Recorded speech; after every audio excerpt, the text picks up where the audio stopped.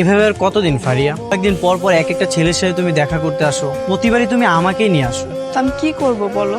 বাসা থেকে বিয়ে ঠিক করলে আমার তো কিছু করার নেই। আমি তো গিয়ে তাদের সাথে নাস্তে নাস্তে বিয়ে বসতেছি না। আমাকে বিয়ে করবো বলে আমি তাদের সাথে বিয়েগুলো ভেঙে দিচ্ছি। তাই বলে প্রতিবার তাদের সাথে দেখা করতে তোমার ভালো লাগে? পাশে বাবা মাকে নিষেধ করতে পারো না? আমার কিছু করার নেই। তুমি তো ফারিয়া, তাই না?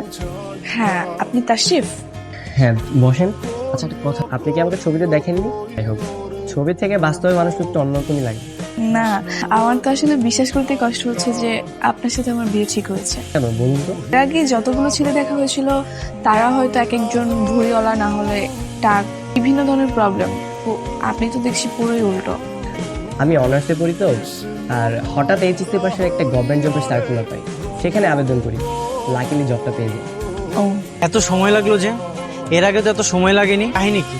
কাহিনী আবার কিসের? যাওয়ার পর ছেলেটা অনেক কথা বলছিল, তোর কথা বলার মাঝখানে বিয়ে ভাঙার কথা বলা যায় না, সিচুয়েশন ক্রিয়েট করতে হয়। তাই বলে এতক্ষণ সময় নিয়ে কথা বলার কি আছে? এটা বাদ দাও, বিয়েটা ভেঙে দিয়েছো তো? না, একটা বুদ্ধি করে 6 মাস টাইম নিয়েছি। এখানে সময় নেওয়ার কি আছে? না, বিয়েটা ভেঙে দেওয়ার কথা ছিল, তুমি আবার সময় নিলে কেন?